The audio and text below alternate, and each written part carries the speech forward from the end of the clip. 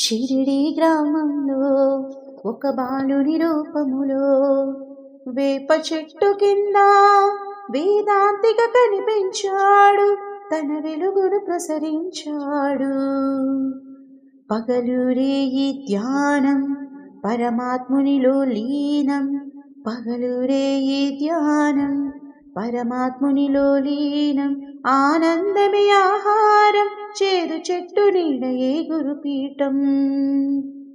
ఎండకు వానకు కృంగకు ఈ చెట్టు క్రిందనే ఉండకు, సాయి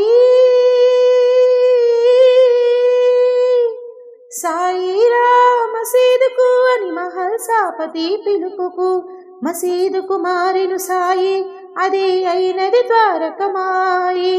అక్కడ అందరు బాయి బాయి బాబా బోధన నిలయనమోయి. సిరుల నొసగి సుఖ శాంతులు కూర్చును షిరిడి సాయి కదా, మధుర మధుర మహిమాన్విత బోధ సాయి ప్రేమ సుధా.